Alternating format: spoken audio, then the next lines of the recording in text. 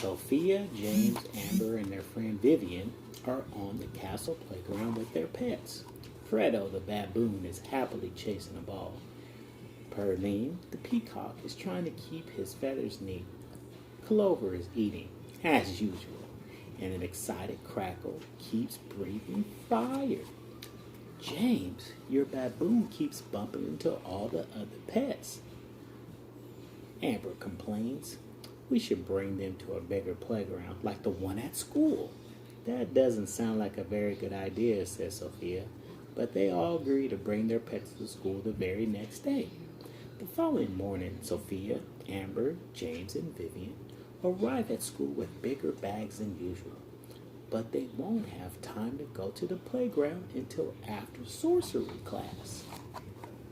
Good morning, tiny dancers, says Professor Popov, the dance instructor. The fairies are busy giving a tour to a new student, so I will be your sorcery substitute. Professor Popov dances and leaps as he makes a mix-up potion and pours it on an apple and an orange. Perfecto, he exclaims as he cuts the fruit in half. The apple is full of orange juice, and the orange is full of apple juice. Now you try. The professor hands out fruit to all the students. Parley and Clover lick their lips and poke their heads out of their bags. You can eat later, Sophia whispers nervously to them. When the professor twirls out of the classroom, Clover and Pearlie can no longer resist. They rush for an apple. Crackle tries to stop them and gets dragged along. Fredo leaps into the pile of pets, bumping into a mix-up potion along the way. The potion flies through the air and spills on all four pets. Poof! Now Clover has Crackle's dragon body, and he can breathe fire. Crackle has Clover's bunny teeth, ears, and paws. Praline has Fredo's hairy baboon arms, and Fredo has Perline's peacock crest, tail, wings, and legs. All the students are stunned. Oh, this is bad, cries Vivian. This is really bad. Just then, Fredo spots a ball and runs out the door. Praline chases him, yelling, "Come back here with my tail." "We have to get them back before the teachers see them," James shouts. Amber, James, and Vivian head to the door.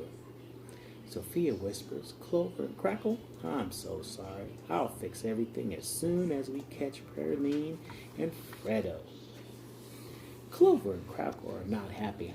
"My nose burns, and I'm covered in scales," Clover complains. "Well, I'm covered in fur, and these ears keep hitting me in the face," Crackle says. They can't wait to get back to normal, so they decide to look for Fredo and Perline too. But Clover isn't used to flying, and Crackle isn't used to hopping.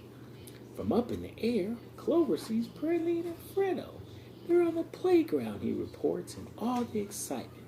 A flame shoots out of Clover's mouth. "See," says Crackle, "that's what happens when I get excited." "I'm beginning to understand that," Clover says, nervously holding on to the roof of the school. The kids make it to the playground first. Amber leads Perline back to the school, and James carries Fredo. Sophia is relieved to learn that Professor Popov hasn't returned to the classroom yet, but then she noticed that Clover and Crackle are missing. Sophia wants to ask her teacher for help, but Amber convinces her not to. "James and I can make a new potion to put our pets back to normal, while you and Vivian round up Crackle and Clover," says Amber. Amber makes a potion right away, and James pours it on Fredo. Poof! But instead of making the baboon normal again, it makes him grow and grow. Sophia and Vivian soon return to the school with their pets.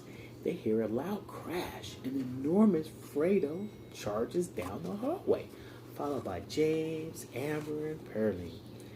"The new potion didn't work," says James. The kids catch up with Fredo in the gym. Unfortunately, Flora and Fauna are there with the new royal student. Sophia steps up to explain everything to the fairies.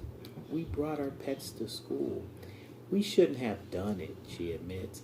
And then there was an accident.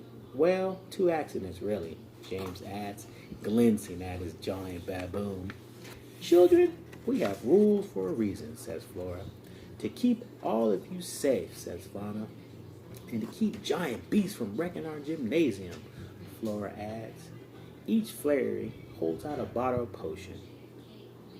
One to shrink Fredo, and one to unscramble the pets. But Fredo is having too much fun. He doesn't want to change back. Sophia has an idea. She tells Clover to use his fire to burn through the rope ties on one side of the volleyball net.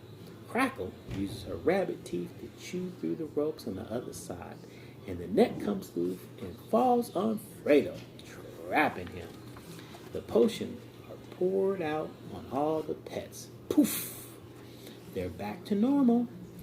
As everyone walks home, Sophia apologizes to Clover. I'm just glad I'm back, baby. 100% pure, 24-karat Clover, says the bunny. Woo-hoo! Crackle chimes in as she happily breathes fire.